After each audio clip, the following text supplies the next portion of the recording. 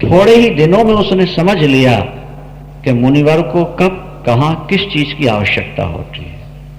सारा काम सेट करते, ऐसी सेवा करती जैसे पार्वती अम्बा भगवान शंकर की सेवा करती। पति की सेवा करो, ये भी भगवान की ही सेवा है।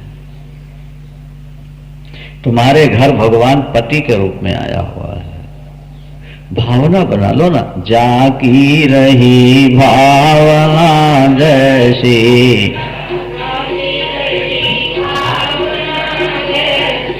प्रभु मूरत देखी तिन तैसी, प्रभु मूरत। आखिर धन्ना जाट को पंडित जी ने सड़क के किनारे का पत्थर उठा के दे दिया था। देने वाला सोच रहा है मैं पत्थर दे रहा हूं, और लेने वाला सोच रहा है मैं भगवान ले रहा हूं। और भगवान मिल गए कि नहीं मिले? पति की सेवा तो तुम्हें करनी ही पड़ेगी, तो इस भाव से करो। उनके नहाने की व्यवस्था कर रही हो तो सोचो हम ठाकुर को नहला रहे हैं। नहीं आई बात? उनको भोजन कराने की जरूरत पड़े तो समझ लो कि हम भगवान को ही भोजन। तुम पति की तो सेवा करो नहीं, और दुनिया भर में जाकर के दूसरी जगह नाक रगड़ते रहो, उससे ज्यादा लाभ नहीं होगा। पहला काम पति की सेवा, पुत्र का पहला काम माता पिता की सेवा, शिष्य का पहला काम गुरु की सेवा। नहीं, जब गुरु सामने आ गए तो फिर अब गोविंद की क्या जरूरत है? गुरु में गोविंद को देख लो। हम लोग जब स्वामी जी से दीक्षा लिए और कभी उनके संपर्क में रहना पड़े और कार्यक्रम ज्यादा हो तो ठाकुर उनके पास रख देते थे। हमारे ठाकुर भी गुरुदेव आप ही नहलाओ। क्यों?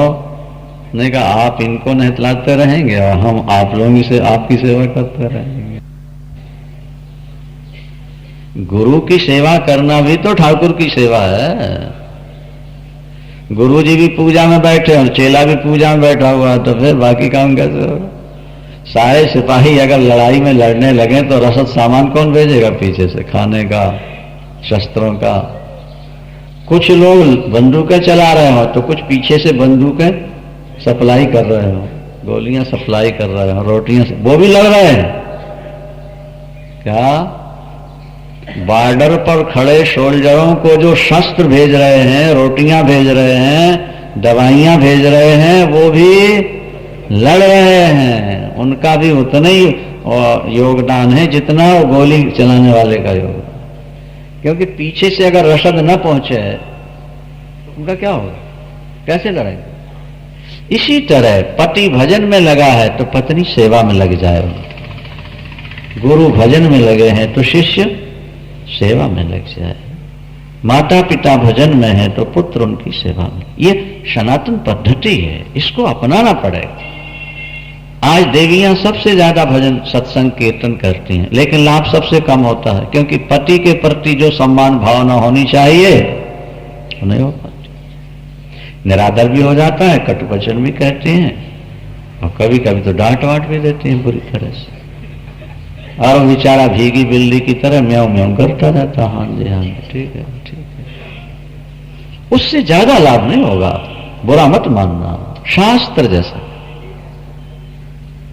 च्यवन ऋषि को कब क्या चाहिए, बिना याचना के, बिना मांगे शाम, जब वो कहते थे अंधे थे ना, देवी ये चाहिए, महाराज सामने रखा होगा, महाराज ये लीजिए, महाराज।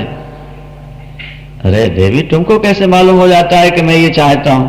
आपकी सेवा करते करते मां की कृपा से बोध हो गया। बोलो सांचे दरबार की। जरा जरा सी गलती में चंडी, दुष्टा, क्या आलस्य पूर्णा, क्या क्या कह देते, महाराज अपराध हो गया, क्षमा कीजिए, भविष्य में गलती नहीं। कोई जवाब नहीं दे। प्रातःकाल 4 बजे से लेकर रात को 10 बजे तक यहां सारी जीवनी लिखी देवी भागवत में। प्रातःकाल उठते ही उनके दातून की व्यवस्था कैसे करनी है, उनका जल पात्र, लैट्रिन जाना, बाहर आश्रमों में तो वही व्यवस्थाएं थी ना पहले तो, जंगलों में आश्रम के बाहर जाना है तो एक हाथ में जल पात्र और एक हाथ में उनका हाथ पकड़ के ले जाए और बैठा दे और दूर खड़ी हो। अब मुनिवर निपट चुके होंगे शौच आदि से, पास में जाए पकड़ के हाथ, गड़वे ले, मिट्टी ला करके दे, शरीर में उपटन लगाए, नहलाए, गर्म पानी, सर्दी में और गर्मी में शीतल ठंडा जल, स्नान कराना, उपटन लगाना अपने हाथ से। आजकल तो साबुन चल गया, पहले उपटन लगता था ना शरीर में, तेल की मालिश भी होती थी और बेसन तेल और क्या क्या मिला करके शरीर में, वो अपने हाथ में। महर्षि के संध्या बंदन की व्यवस्था स्वयं करती है, पूजा पाठ की व्यवस्था, जो जो वस्तुएं अपेक्षित हैं, फल फूल भी लेके आना है स्वयं, उनको तैयार करके स्वयं। क्या सेवा लिखी है यहां महाराज, रात को लेटे तो पैर दबाते रहना, पास में बैठे रहना, खड़े रहना, पति को सुलाकर सोना और उनके जागने से पहले अपनी क्रियाओं से निवृत्त होकर साम। और तो कोई था ही नहीं ना, मान लो इनके उठने के बाद साथ में उठूं या बाद उठूं, मैं स्नान करने जाऊं और इनको कहीं जाना हो तो कैसे काम बनेगा। उनके जागने से पहले अपनी सारी क्रियाएं पूर्ण करके उनके सामने। नारी का सबसे बड़ा तप पति और उनके आश्रितों की सेवा। तो महाराज भजन न कर, भजन भी करो। तो काम और भजन, बोले काम तो हाथ से होता है और भजन मन से होता है। हाथ से काम करते रहो, मन से भजन करते रहो, क्या बिगड़ता है, दोनों काम हो जाते हैं। एक दिन हमने आपको सुनाया था कि जब जीव ईश्वर से बिछड़ा तो ईश्वर ने जीव से कहा, रे जीव, संसार के लोगों को तेरे तन की जरूरत है, परिवार वालों को तेरे तन की जरूरत होगी और मुझको तेरे मन की जरूरत है। तू संसार को, परिवार को तन दिए रहना और मन मुझको दिए रहना, तेरा लोक भी बन जाएगा, तेरा परलोक भी बन जाएगा। क्या समझ? आज स्थिति बड़ी विषम हो गई है कि हम तन भगवान को देते हैं और मन परिवार में लगाए रखते हैं। माला हाथ में पकड़ रखी है और बेटे का क्या होगा, बेटी का क्या होगा, घर का क्या होगा, ये सोचते हैं। नहीं, मन दे दो भगवान को और तन दे दो परिवार को। परिवार की सेवा करो। उसकी सेवा अश्विनी कुमार दोनों आए। अश्विनी कुमार ये सूर्य पुत्र हैं और ये महाराज देवताओं के वैद्य हैं। अश्विनी कुमार दो भाई आश्रम में आके देखा महाराज चंद्रमा की चांदनी को भी लजा देने वाला सौंदर्य देवी के अंग अंग से फूट रहा। ब्रह्मचर्य का तेज विलक्षण तेज होता है महाराज। ब्रह्मचर्य जिसका थोड़ा भी सुरक्षित होगा, क्या उसका स्वरूप अपने आप स्पष्ट दिखता। तब क्रीम पाउडर से कहां तक सुंदरता बनाओगे तुम? सुंदरता जगानी है तो ब्रह्मचर्य का, और ब्रह्मचर्य का पालन करना है तो फिर थोड़ा सा गंदे पिक्चरों से, गंदी पत्रिकाओं से, गंदे लोगों से हटके रहो। फिर देखो तुम्हारा तेज कैसे बढ़ता है। आजकल ब्रह्मचर्य तो एकदम खत्म हो रहा है, रह ही नहीं जा रहा।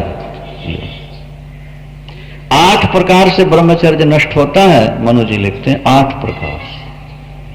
केवल संबंध से ही ब्रह्मचर्य नष्ट होता है, ऐसा नहीं होता।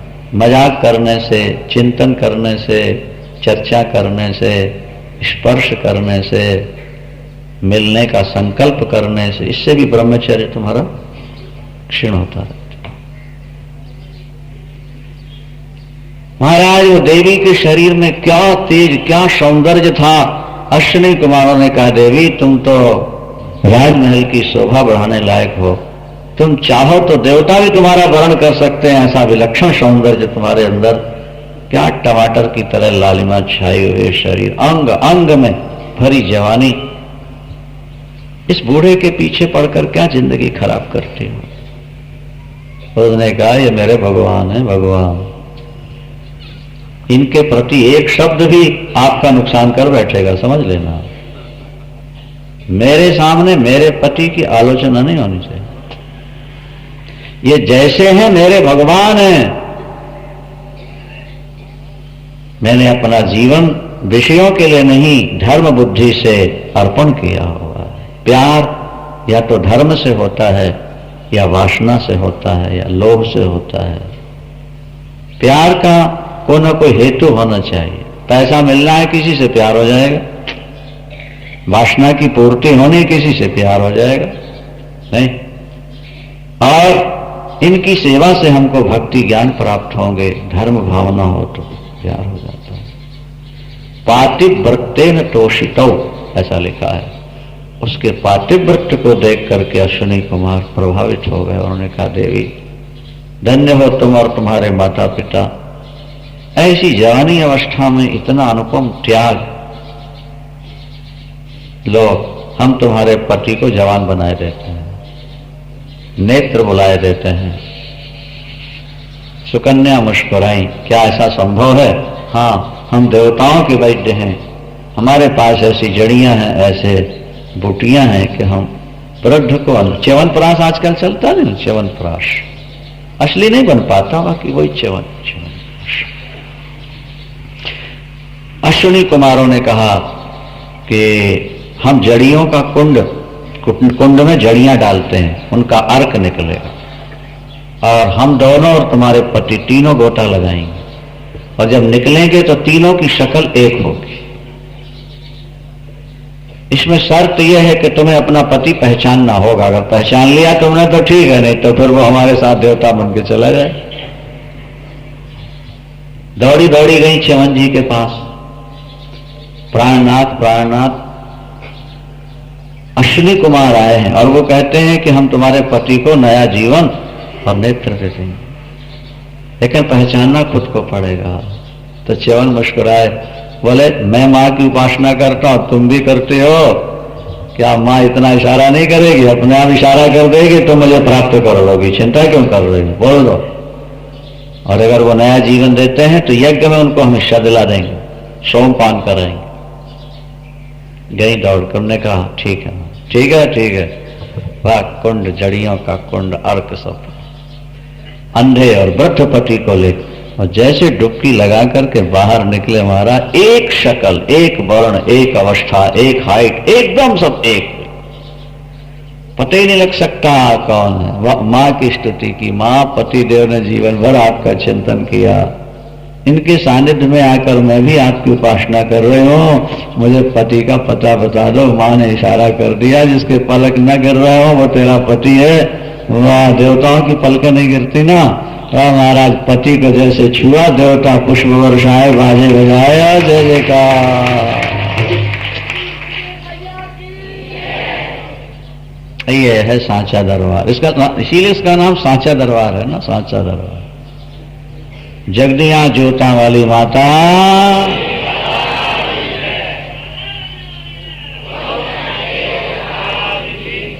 राष्ट्रपति डॉक्टर शंकर दयाल शर्मा गए, ज्वाला जी देखते रहे खड़े घंटों वहां कि लाइट नहीं। अरे किसी पत्थर पर 24 घंटे अगर जोत का असर हो तो पत्थर वो नहीं हो जाएगा, सीमेंट नहीं बन जाएगा। सोने में बराबर जोत लगती है तो लिक्विड हो जाता है। लाखों लाख वर्ष से जोत निकल रही है और पत्थर भी वहां का नहीं गल रहा, घिस रहा है। सब देखने वाली बात है ना। अकबर ने ला करके वो डाल दिया महाराज नहर ऊपर कहां से नहर लाया? हम गए थे ऊपर देखने, संत रहते थे वहां, कथा हुई थी देवी भागवत की ज्वाला जी में, तो ऊपर गए थे, नहर ला के डाले, तवा लगाया उसने, फिर बाहर आ गए। और एक ध्यानु भगत था, नित्य जाता था मां के दर्शन करके। ज्वाला अकबर की सेना पड़ी थी बीच में, पड़ाव पड़ा था। वो लोग तो बड़े सशंकित रहते थे ना, हिंदुओं को देख के पकड़वा लिया। कौन हो, कहां जा रहे हो, क्या कर? गुप्तचर ना हो, सीआईडी ना हो, मैं मां का भगत हूं, मां का दर्शन कर। कैसी मां, कहां रहती मां? बोले तो जगत व्यापिनी है, उनका स्थान ज्वाला जी है। तेरी मां क्या करती है? वो सारी दुनिया बनाती है, सबको जिला रही, सबको चला रही, गति मति बुद्धि स्थिति सब वही तो देती है। अच्छा, तेरी मां में इतनी शक्ति है? बोले जी सरकार, तो है ये कि घोड़े का सिर काटते हैं जोड़ देगी तेरी मां। घोड़े का सिर काटते हैं, अगर जोड़ दे तो तेरी मां सांची, सांचा दरबार नहीं, और नहीं जोड़ा तो तेरा सिर भी कटेगा साथ साथ। तुमने कहा मां सरकार ठीक है, मेरी मां तो त्रिभुवन को मरे को जिला सकती है, घोड़े की क्या बात है। क्या? उसी समय घोड़े का सिर काट दिया। अब इसको जोड़ो, इसको जिंदा। ये मेरे प्रेम की परीक्षा है मां, अगर मेरा प्यार आपके चरणों में है तो घोड़े को नया जीवन मिलना चाहिए। एकदम घोड़ा उठ करके खड़ा हो गया, बाल झरा करके, महाराज सबके सब चरणों में गिर गए, जय जयकार होने लगी। घोड़े काट। महाराज अभी भी वहां छत्तर पड़ा हुआ है, कल ज्वाला जी जाओ तो देखना।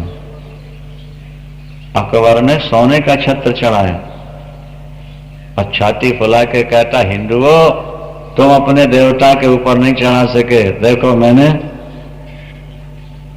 सोने का छत्र, पता नहीं किस धातु का, अभी तक पड़ा हो, 400-500 साल हो गए, और आज के वैज्ञानिक भी ये नहीं बता पाते कि वो किस धातु से बना हो। अकबर ने चढ़ाया सोने का छत्र, और आज वो प्रमाण दे रहा है, पता ही नहीं लगा है कौन सी धातु है। मां का दरबार सच्चा दरबार, जो मांगोगे सो पाओगे। तो कहने का मतलब ये है, ये तो सांचा दरबार है। महाराज जैसे च्यवन जी युवावस्था को प्राप्त हुए, महाराज गदगद हो गए। च्यवन जी ने कहा, तुमको यज्ञ में भाग नहीं मिलता, मैं दिलाऊंगा अश्विनी कुमारों से। अब यहां पिताजी ने सोचा कि वृद्ध के साथ विवाह करके आया था, देखूं बेटी का क्या हाल है। जब गए देखने, एक नौयुवक के साथ बेटी बैठी हुई है। मन में बड़ी पीड़ा हुई, बड़ी पीड़ा हुई। मैंने मना किया था उस समय, नहीं मानी भावुकता में। लगता है वृद्ध ऋषि को छोड़कर इसने किसी युवक से नाता जोड़ लिया है। बेटी ने देखा पिताजी आ गए, दौड़ी, पिताजी पिताजी पिताजी। आगे प्रणाम तो किया, आशीर्वाद नहीं दिया। बेटी ये तूने क्या किया, कुल में कलंक लगा दिया तूने। मैंने मना किया था ना उस समय। नहीं पिताजी मैंने कलंक नहीं लगाया। फिर ये क्या है, उन्हीं से पूछ लीजिए। तब तक वो भी आ गए। उन्होंने कहा, राजन आप धन्य हो, आपकी पत्नी धन्य है, ऐसी बेटी पैदा की जिसने मुझे जवानी दिला दी और नेत्र दिला दिए। मैं वही च्यवन हूं जिन्हें आप वृद्ध के रूप में देख कर गए थे, मैं वही खड़ा हूं आपके सामने। अरे अब तो शरियाती गदगद हो गए। बेटी को गले लगा के सिर सूंघा, दामाद को गले लगाया। ये सब कैसे हुआ? बोले मां की कृपा से हुआ, मां की आराधना का चमत्कार है। फिर अश्विनी कुमारों के लिए यज्ञ का आयोजन हुआ। उसमें सभी देवता आए, अश्विनी कुमार आ गए। इंद्र ने कहा कि इनको सोमरस नहीं पिलाएंगे, आप यज्ञ में भाग नहीं दिलाएंगे।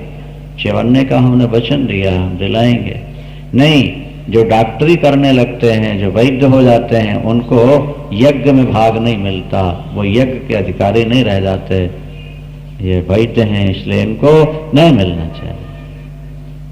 यदि आपने रोकने की कोशिश की देवराज, अनर्थ हो जाए। इंद्र को भी क्रोध था, मेरी बात टली तो मैं वज्र का प्रहार कर दूं। महाराज कृत्या पैदा कर दी वहीं, और उठाया वज्र। कृत्या विकराल पुरुष पैदा हो, उसने वज्र को तो मुंह में ले लिया। अब तो भीषण, अब तो इंद्र चकरा गए। लोगों ने कहा, देवराज ये मां के उपासक हैं, मां की जो हृदय से उपासना करते हैं, मां की जो उपासना करते हैं, वो जो चाहे हो जाता है। अंत में देवराज इंद्र चरणों में गिरकर क्षमा मांगते हैं। वो जो मद पैदा हुआ, मद क्रोध का, उसको मदिरा में स्थापित कर दिया, जुआ में, स्त्रियों में। उस मद को, क्रोध को शांत किया और इंद्र को फिर सोमरस पिला करके अश्विनी कुमारों को भी पिलाया। जिनको अधिकार नहीं था उनको भी च्यवन जी ने अधिकार प्राप्त कराया। ये माँ की सेवा का फल था। एतावता सज्जनों, माँ की आराधना सदा। श्री राम जय राम जय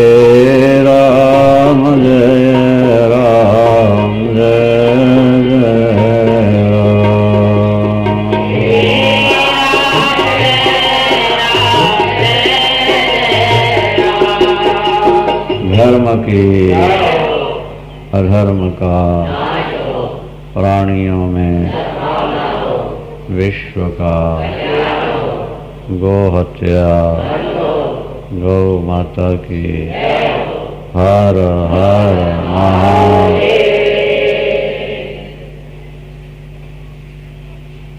पंचदेवोपासक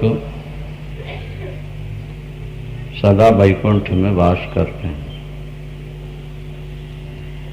पंचदेवोपासना की बड़ी महिमा है शास्त्रों में।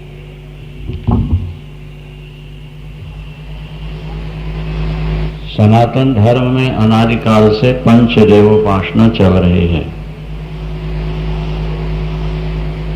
5 देव इस प्रकार हैं: गणपति, सूर्य, भगवान विष्णु, भगवान शंकर और पराम्बा भगवती दुर्गा। ये पंचदेवोपासना कहलाती है। जहां 5 देवताओं की उपासना होती हो, पंचदेवोपासना। वैष्णव तो एक एक देवता को पकड़ लेते हैं। राम को मानने लगे तो फिर दूसरे को नहीं मानते। कृष्ण को मानने वाले केवल कृष्ण को ही मानते हैं। नारायण के पुजारी भी केवल नारायण को ही मानते हैं। लेकिन स्मारकों में, सनातन धर्म में 5 की पूजा का विधान है। एक को प्रधान मान लो, शेष 4 की पूजा भी करते चलो। आपकी इष्ट पराम्बा भगवती दुर्गा हैं तो उनको बीच में बैठा लो सिंहासन में, और चारों कोने में 4 देवताओं को, गणपति, सूर्य, नारायण और शंकर को बैठा। इसी तरह आप शंकर के भक्त हैं तो फिर भगवान शंकर को बीच में बैठा के 4 देवताओं को, नारायण के उपासक हो तो नारायण जी को बीच में बैठा लो, बाकी 4 को। चारों की पूजा करके उसका फल अपने इष्ट के चरणों में समर्पित करें और इष्ट से प्रार्थना करें कि आपकी प्रेमा भक्ति हमें प्राप्त हो जाए, आपका दर्शन हमें हो। किसी भी देवता की पूजा में कोई निषेध नहीं। किसी भी देवता की पूजा में निषेध नहीं। पूजन किसी भी देवता का आप कर सकते हैं, उससे फल की इच्छा न रखें। उदाहरण के तौर पर एक पतिव्रता नारी सास, ससुर, ननंद, देवर, आए गए अतिथि सबकी सेवा करती है। प्यार केवल अपने पति से करती है। प्यार पति से है, सेवा घर में सबकी है। इसी तरह ये सभी देवता एक परिवार है। एक परिवार के ही सब सदस्य हैं। उनमें से किसी एक को आप अपना इष्ट बना लीजिए बाकी को परिवार के सदस्य समझ करके सेवा उनकी भी कर लीजिए और उनकी सेवा का फल यही मांगिए कि हमें अपने इष्ट का प्यार प्राप्त हो। पतिव्रता नारी परिवार के सदस्यों की सेवा इसलिए करती है कि मेरे पति इससे प्रसन्न रहेंगे कि मेरे आश्रितों की सेवा करती है। अयोध्यावासी सब पंचदेवोपासक थे। महाराज दशरथ के राज्य में जितने लोग हैं सब पंचदेवोपासक। भगवान राम भगवान शंकर की पूजा करते हैं। क्या? भगवान राम पूज पार्थिव नायो माथा। भगवान राम भगवान शंकर की उपासना करते। भरतलाल जी भी भगवान शंकर की उपासना करते हैं, मां पराम्बा भगवती की आराधना करते हैं। रात्रि में भयानक स्वप्न देखते हैं भरतलाल को। प्रातः काल उठ करके शिवयाभिषेक करें विधि नाना, शिवयाभिषेक अभी प्रजिमाय देहि बहुदाना, बेप्रजिमाय। श्री भरतलाल जी भगवान शंकर का पार्थिव पूजन करते हैं। मिट्टी की मूर्ति शिवलिंग बनाकर अभिषेक, बड़ा महत्व है शास्त्रों में। शिव भक्त यदि प्रतिदिन मिट्टी के शिव बनाकर पूजन करे तो सबसे ज्यादा लाभ होता है। भगवान राम भी जब गंगा किनारे आए उन्होंने भी भगवान शंकर का पूजन किया। रामेश्वरम में भगवान शंकर की स्थापना तो हुई है उनके द्वारा। चित्रकूट में जब अवधपुरवासी जनकपुरवासी आए भगवान राम को वापिस ले जाने के लिए, तो वहां गोस्वामी जी लिखते हैं कि कारी मां जन पूजहि नर नारी, कारी मां जन, कारी मां जन पूजै नर नारी, कारी मां जन गणप गौरी त्रिपुरारी तमारी, गणप गौरी त्रिपुरारी रमा रमण पद बंद बहोरी, रमा रमण पद बिन वही अंजुलि अंचल जोरी, बिन वही अंचल अंजुरी। कारी मज्जन, चित्रकूट में जनकपुरवासी अवधपुरवासी गंगा स्नान करते हैं। कारी मज्जन पूजा ही नर नारी, नर नारी मिलकर पूजा करते हैं। किनकी पूजा करते हैं? तो गोस्वामी जी लिखते हैं गणप, गणप माने गणपति, गणप गौरी माने दुर्गा जी, त्रिपुरारी माने शंकर और तमारी माने सूर्य। तम माने अंधकार के शत्रु सूर्य।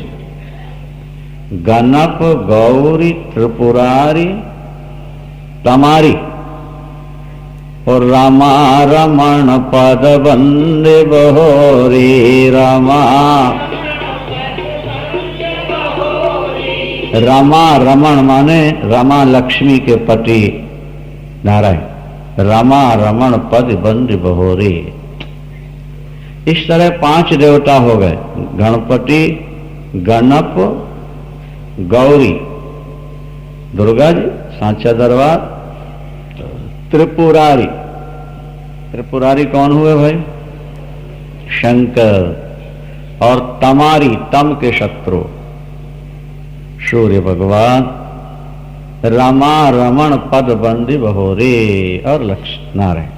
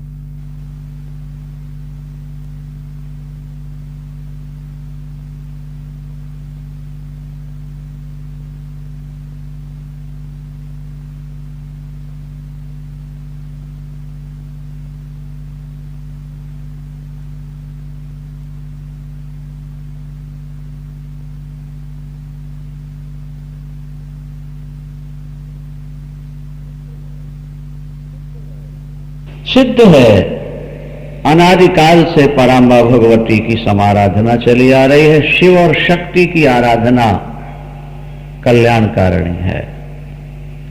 शिव शक्ति दोनों को मिला लो। गणपति को उनकी गोद में बैठा लो, बोलो शंकर भगवान की। एक ही परिवार के 3 सदस्य हैं, गणपति, पराम्बा भगवती और शिव शंकर। सूर्य आत्मा जागा तस तस्थु खश्च। सूर्य नारायण सभी जड़ चेतन जीवों की आत्मा है। हम लोग अनुभव नहीं कर पाते, बाकी सूर्य की किरणों से हमारी जीवन की बैटरी चार्ज होती रहती है। अगर 2 दिन सूर्य न दिखें तो व्यक्ति एकदम नर्वस हो जाएगा। और हम कहा करते हैं कि सारा दिन जागने वाला व्यक्ति सारी रात तो सो सकता है, लेकिन सारी रात जागकर भी व्यक्ति सारा दिन नहीं सो सकता। ऐसा क्यों? इसलिए कि सूर्य की किरणों का जब शरीर से संबंध होता है तो आपकी आत्मा चार्ज हो जाती है, आपके शरीर में चेतना भर जाती है। और जब चेतना भरती है तो नींद कम आती है, और जब चेतना कम होती है तो नींद। छोटे बच्चों की चेतना कम होती है, जड़ता ज्यादा होती है, इसलिए छोटे बच्चे ज्यादा सोया करते हैं। आप देखेंगे ज्यों-ज्यों अवस्था बढ़ती जाती है, चेतना बढ़ती है, त्यों-त्यों नींद कुछ कम होती जाती है, कम होती। और बुढ़ापे में तो फिर गायब ही हो जाती है। बोलो सांचे दरबार। तो नींद कम आना और भूख कम लगना, आलस्य कम हो जाना, मलमूत्र कम हो जाना, ये चैतन्य आत्मा का लक्षण हुआ करता है। क्योंकि भोजन पानी तो शरीर के लिए है। जिसकी जड़ता अधिक है वो व्यक्ति खाएगा ज्यादा, सोएगा ज्यादा, पिएगा ज्यादा। और जिसकी चेतना बढ़ गई है, जड़ता कम हो गई, तो जड़ता कम होने से उसका भोजन पानी मलमूत्र कम हो जाता है, फिर उसका भजन बढ़ जाता है। क्योंकि आत्मा की खुराक भजन। ध्यान से सुनेंगे बात को, बोलो सांचे दरबार की। जिसकी आत्मा चैतन्य हो जाती है, जग जाती है, जागृत हो जाती है, उसका भजन बढ़ जाता है, भोजन कम हो जाता है। उसकी निद्रावस्था कम हो जाती है, जागृत अवस्था तक रहती है। अर्जुन का नाम है गुड़ाकेश। गुड़ाक नाम निद्रा का, वो निद्रा के स्वामी हैं। जीवन में कभी न सोए तो उनको झोंका नहीं आ सकता। किनको? अर्जुन। और लखनलाल जी 14 वर्ष तक नहीं सोए। जब वनवासी हुए तो लखनलाल जी ने प्रतिज्ञा की थी, 3 वस्तुएं पास नहीं आने दूंगा। नहीं भोजन करूंगा, नहीं शयन करूंगा, और नहीं पत्नी का मुख देखूंगा। इसलिए भी कि मेघनाद ने ये वर मांगा हुआ था ब्रह्मा जी से कि जो 12 वर्ष के नारी निद्रा त्याग दे वो मुझे मार सके। नारी तो जैसे तैसे छूट सकती है, लेकिन निद्रा का छूटना क्या बहुत कठिन था। नारी निद्रा का त्याग करने वाला ही मेघनाद को मार सकेगा। लगनलाल जी ने कहा, भाई तुमने नारी निद्रा त्यागने की बात की, हम भोजन भी त्याग देते हैं। लखनलाल जी ने संकल्प किया था कि जब तक प्रभु अयोध्या वापस नहीं लौटेंगे, सिंहासन पर नहीं बैठेंगे, तब तक मैं नारी निद्रा भोजन का स्पर्श भी नहीं करूंगा। तो लखनलाल जी न सोए, उन्हें नींद परेशान नहीं करती, क्योंकि आत्मा चैतन्य है। वैसे भी जो शेष नाग हैं वो सोते नहीं हैं, वे तो सदा परमात्मा का ध्यान किया रहता है। अगर सही ध्यान लगता है तो नींद कम हो जाती है, फिर नींद कम हो जाती है। नींद तो तब आती है जब तनाव ज्यादा होता है। ज्यादा तनाव होता है उससे नसें सिकुड़ने लगती हैं।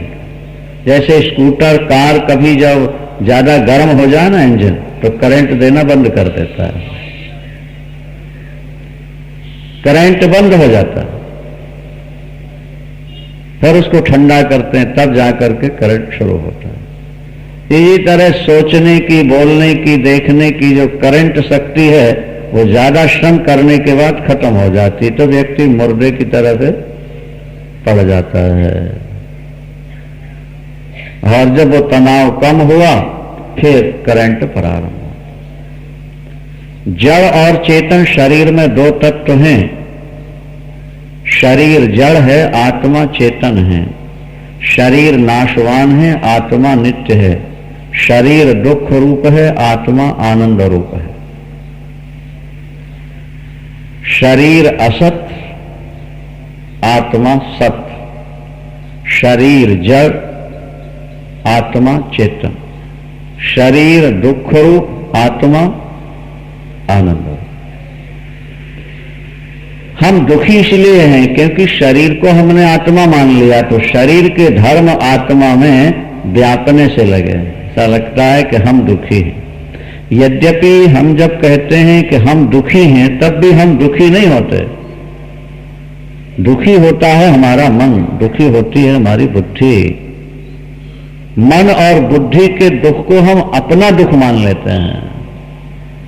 ऐसा लगता है कि हमारी आत्मा दुखी हो गई। आत्मा दुख सुख से परे है, हानि लाभ जीवन मरण से परे है, ऊपर है। स्वे महिमनि स्थितः, आत्मा अपनी ही महिमा में स्थित है, अपने ही स्वरूप में स्थित है। ये थोड़ा कठिन बात है, सब लोगों के समझ में जल्दी नहीं आती है, लेकिन वास्तविकता यही है। यदि आप देह धर्म से अपने को ऊपर देखें, हटकर देखें, तो कुछ समय बाद ऐसी स्थिति हो जाएगी कि शरीर के कष्ट आपको ज्यादा व्यापेंगे नहीं।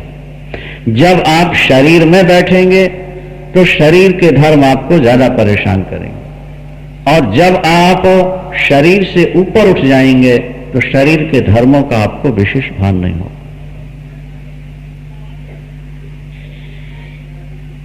कहते हैं भरतलाल जी चित्रकूट जा रहे थे, उनके पैर में छाले पड़ गए।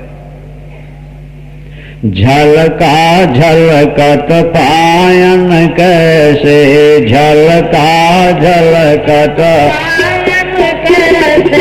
पंकज कोश कोश कण जैसे, पंकज कोश कण जैसे। भरतलाल जी चित्रकूट जा रहे हैं, पैरों में छाले पड़े हुए हैं, जैसे घास पर ओश के कण दिखाई देते हैं।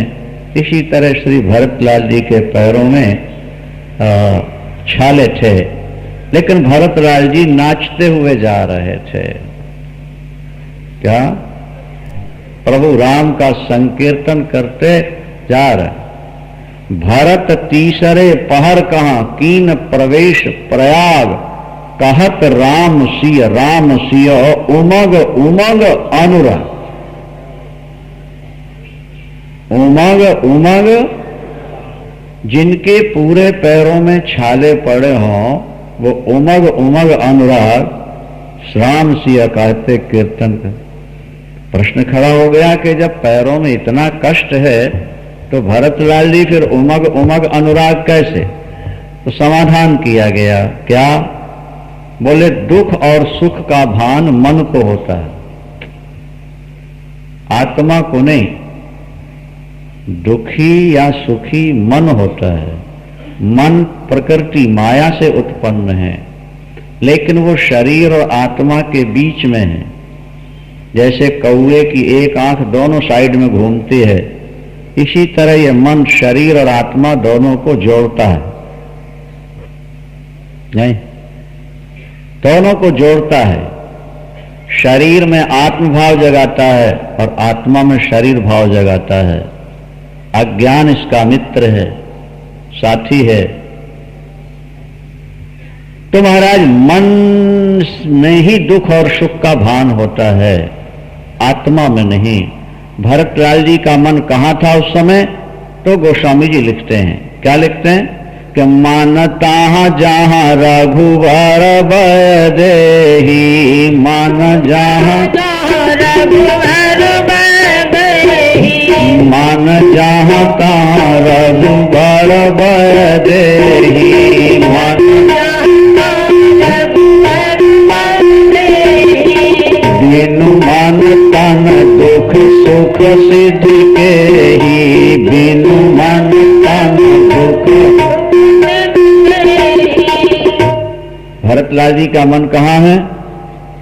मन तह जहाँ रघुवर बैदे। श्री भरतलाल जी का मन प्रभु राम के चरणों में।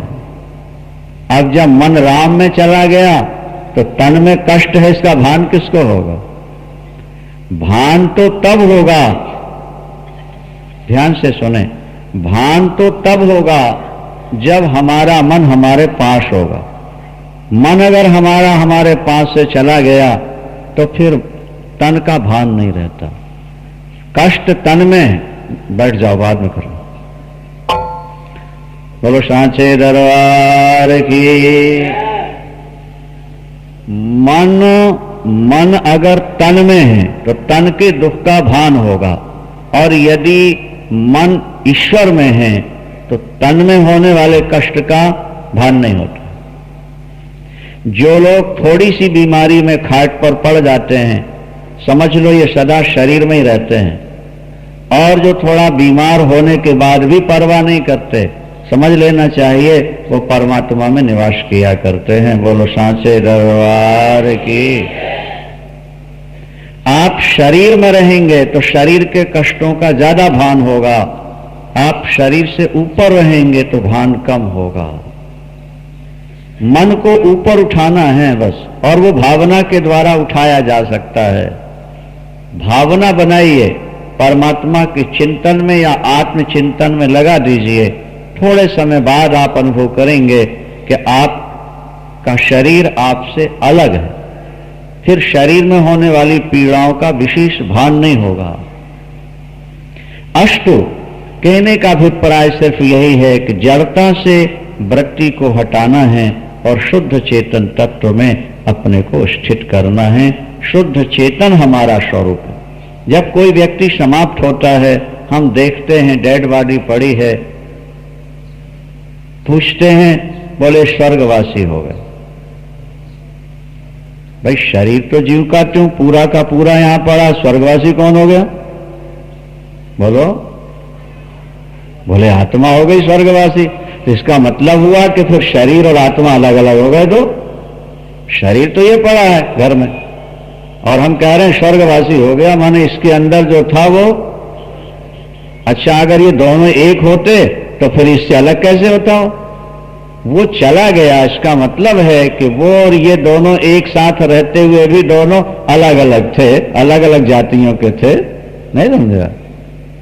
जब तक इनका आपस में मन मिला रहे आए, अब बाद में दोनों अलग हो गए। तो हम शरीर तो नहीं हुए थे, चेतन शरीर नहीं हुआ, शरीर तो मिट्टी का विकार है। क्षिति जल पावक गगन समीरा, क्षिति जल पावक,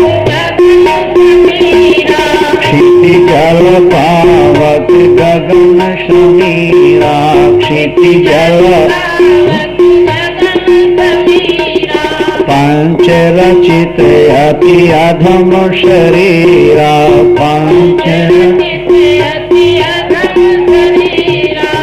पंच रचित अति, पृथ्वी जल तेज वायु आकाश 5 तत्वों से बनने वाला ये पुतला अति अधम है। और आप कौन हो? बोले वो तो शुद्ध चेतन तत्व आत्मा है।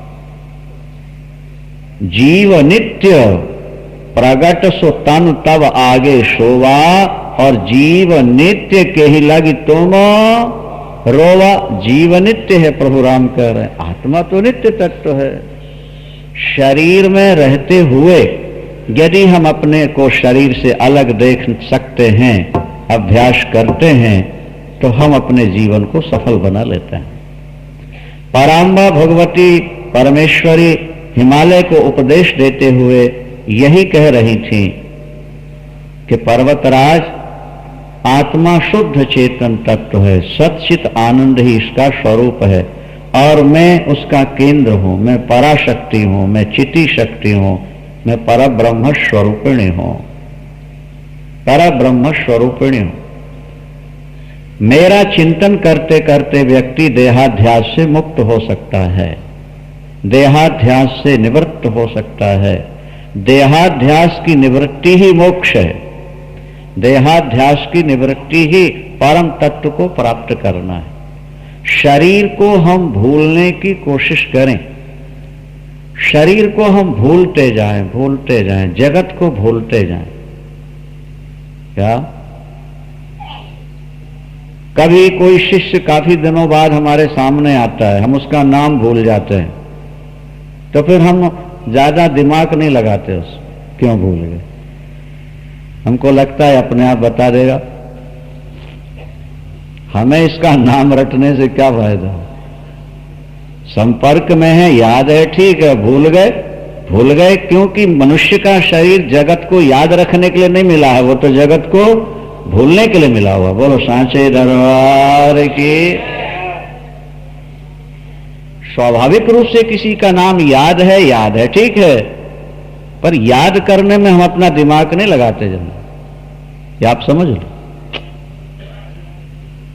कई बार कई शिष्य आके कहते हैं, गुरुदेव आप हमारा नाम ही भूल गए। हमने कहा भैया भगवान का ना भूलें, तुम्हारा भूल जाए सो ही भलाई है। तुम्हारा नाम याद रखने में हमें फायदा क्या है? फायदा तो परमात्मा के नाम में है। तुम बराबर संपर्क में बने रहोगे, तुम्हारा नाम वैसे ही स्वाभाविक याद हो जाए, ठीक है। एक शिष्य ने हमारे गुरुदेव श्री कृपात्री जी महाराज से कहा, गुरुदेव हम आपसे बहुत प्यार करते हैं, रात दिन आपका चिंतन करते हैं, कभी आप भी हमारा चिंतन करते हैं कि नहीं? उन्होंने कहा हाँ, जब हमारे पाप उदय होते हैं तब तुम्हारा चिंतन करते हैं, और जब पुण्य उदय होता है तो परमात्मा का चिंतन किया करते हैं। क्या समझे आप? जब हमारे पाप उदित होते हैं तो हम तुम्हारा चिंतन करते हैं, अब पुण्योदय होता है तो परमात्मा का बराबर चिंतन बना रहे, जगत की विस्मृति हो जाए और प्रभु की स्मृति बनी रहे, बस यही जीवन की कला है। जगत को बहुत याद नहीं करना है, जगत में बहुत ज्यादा अपना फैलाव नहीं करना है। अब तो चलने का समय है, इसलिए जगत से मन को धीरे धीरे। क्या? अरे आप यात्रा में कलकत्ते गए थे और अब राजधानी से, और अब राजधानी दिल्ली के समीप पहुंच रही है, तो बिस्तर और बिछाओगे कि बांधोगे उसको? बोलो भाई। हाँ, बांधेंगे। और बूढ़ा जितना बूढ़ा और होता जा रहा है उतना ही बिस्तर और लंबा चौड़ा करता जा रहा है और फैलाता चला जा रहा है। अरे बाबा, स्टेशन जब आ रही हो तो बिस्तर लपेटना शुरू करो, अब फैलाने खोलने की जरूरत नहीं है। जब इस संसार से चलना ही है तो इसको याद रख के क्या करना है अपने, इसको भूलने की कोशिश करो। धीरे धीरे पहले शरीर से नाता रखने वालों को भूलो, और उनको भूलते भूलते फिर अपने शरीर को भी भूल जाओ। केवल शुद्ध चेतन तत्व परमात्मा और आत्मा ही तुम्हारे चिंतन का विषय रह जाए, ये तुम्हारे जीवन की सबसे बड़ी सफलता है, सबसे बड़ी सफलता है। जगत की विस्मृति, ईश्वर की सदा स्मृति, बस निर्विकार और निर्विचार। शास्त्रों ने विपत्ति और संपत्ति का क्या स्वरूप माना है?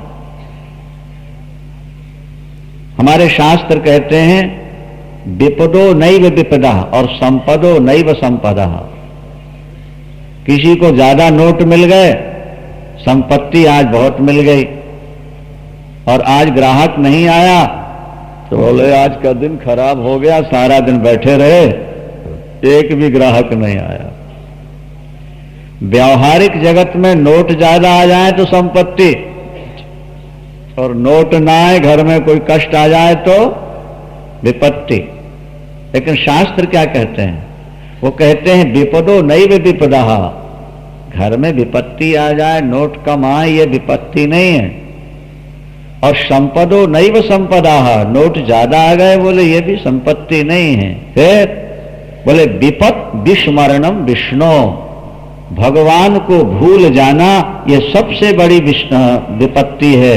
और संपन्न नारायण स्मृति, परमात्मा का निरंतर चिंतन बना है, इससे बड़ी कोई संपत्ति हो ही नहीं सकती।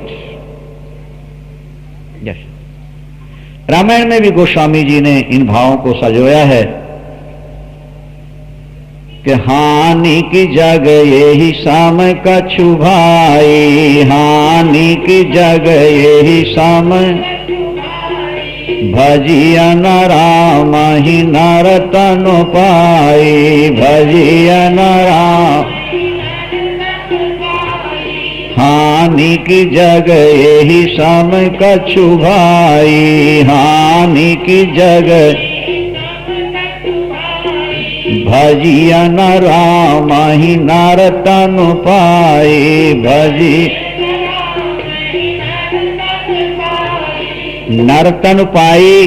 मनुष्य का शरीर पाके अगर भजन नहीं हुआ तो इससे बड़ी कोई हानि नहीं। और लाभ, बोले लाभ की कछु हरि भगति समाना, लाभ की कछु जेहि गावै श्रुति संत पुराणा, जेहि गावै लाभ की कछु हरि भगति समाना, लाभ की कछु हरि जेहि गावै श्रुति संत पुराणा, जेहि गा। इससे बड़ी कोई हानि नहीं कि मानव शरीर प्राप्त किया और भजन नहीं हो सका। इससे बड़ा कोई लाभ नहीं कि निरंतर भगवान का स्मरण हो रहा है। पराम्बा भगवती कहती हैं कि जो निरंतर मेरी उपासना करेंगे वे समस्त संकटों से विनिर्मुक्त होकर मुझे प्राप्त कर जाएंगे, उनकी आत्मा भी चैतन्य हो जाएगी। श्रीमान नारायण।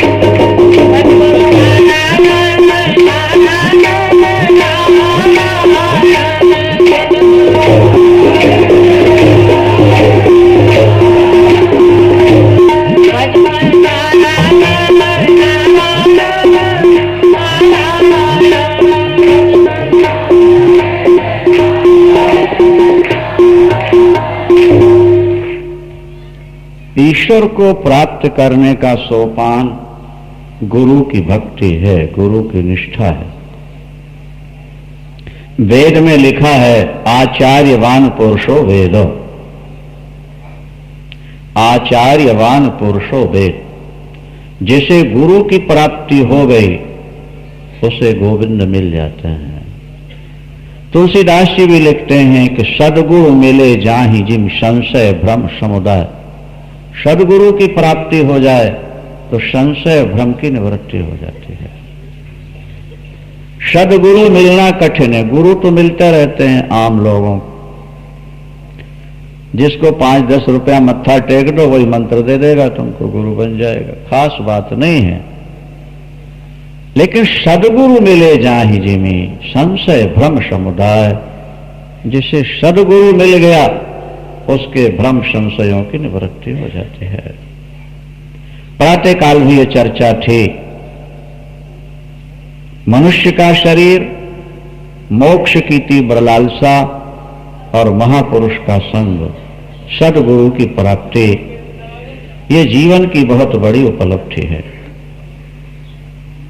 एक बार देवर्षि नारद, देवी भागवत के आधार पर एक बार देवर्षि नारद तीनों लोकों में भ्रमण करते हुए मृत्युलोक आए। वे विंध्याचल के पास पहुंचे। विंध्याचल ने पूछा, देवर्षि जी कहां से पधार रहे हैं आप? देवर्षि ने कहा, पर्वतराज, इस समय मैं सुमेर से आ रहा हूं। सारे ब्रह्मांड के पर्वतों का राजा है सुमेरु। उसी की श्रृंखलाओं में देवताओं के नगर बसे हुए हैं। ये सूर्य, चांद, नक्षत्र मंडल सब सुमेरु की परिक्रमा करते हैं। देवर्षि नारद ने कहा विंध्याचल से, मैं सुमेरु के यहां से आ रहा हूं, क्या विशेषता है? अरे बोले, क्या विशेषता बताएं तुम्हें? उनको देखने के बाद तो बाकी पर्वत नगण्य है, कुछ भी तो नहीं। क्या ऊंची ऊंची श्रृंखलाएं हैं सुमेरु की, आकाश को छू रही हैं। दिव्य देवताओं के नगर बसे हुए हैं, जहां देवता देवांगनाओं के साथ रमण करते हैं, विहार करते हैं, भ्रमण करते हैं। ये सूर्य, चंद्र, महाराज सब सुमेरु पर्वत की परिक्रमा करते हैं। जीव में एक कमजोरी तो है ही है, दूसरे की बढ़ती देखकर मन में ईर्ष्या पैदा होती है। 6 दोष है ना मनुष्य के अंदर, काम, क्रोध, लोभ, मोह, मद और मात्सर्य। 6ठा दोष है मात्सर्य। मत्सरता, मत्ता सरतीति मत्सरः। मत्सर कहते हैं कि किसी को बढ़ते देखकर जो दिल में जलन होती है, नहीं समझे? एक व्यापारी अपने पड़ोसी व्यापारी को बढ़ते देखता है तो जलन होती है। एक वक्ता दूसरे वक्ता का प्रभुत्व देखता है तो उसके अंदर जलन होती है। एक व्यक्ति अपने दुश्मन की सेवा देखकर, पूजा देखकर उनकी प्रशंसा सुन के जलने लगता है। ये कमजोरी है जी। हनुमान जी जा रहे थे लंका, तो आकाश मार्ग से जा रहे थे और जल में एक सिंहिका नाम की राक्षसी रहती है। महाराज, उसने हनुमान जी की छाया पकड़ ली। क्या विज्ञान था उस समय? छाया पकड़ ली, हनुमान जी आगे जा ही नहीं सके, वहीं घूमने लगे। जैसे पतंग को खींच लिया जाए, खींचने लगे। हनुमान जी ने दिया घूंसा, प्राण निकल गए। महाराज ये क्या है? बोले यही तो मत्सरता है, इसी का नाम ईर्ष्या है। क्या ईर्ष्या है? वो सोचती है कि मैं नीचे रहे हूं और ये बोले लंका जाने वालों को खाती है। अरे भाई, खाना इसका स्वभाव होता तो जल के अंदर और भी तो बहुत सारे जीव जंतु, उनको क्यों नहीं खाती? बोले ईर्ष्या बराबरी वालों से नहीं होती है, अब ईर्ष्या तो ऊपर उठने वालों से हुआ करती है। बोलो सांचे दरबार। मान मनुष्य की कमजोरियां 6 ही हैं। षडोर्मि रहितो नरः। और अगर 6 कमजोरियों से जीव ऊपर उठ जाए, शरीर में वासना न रहे, अपमानित होने के बाद भी क्रोध न आए। नहीं आई बात समझ में?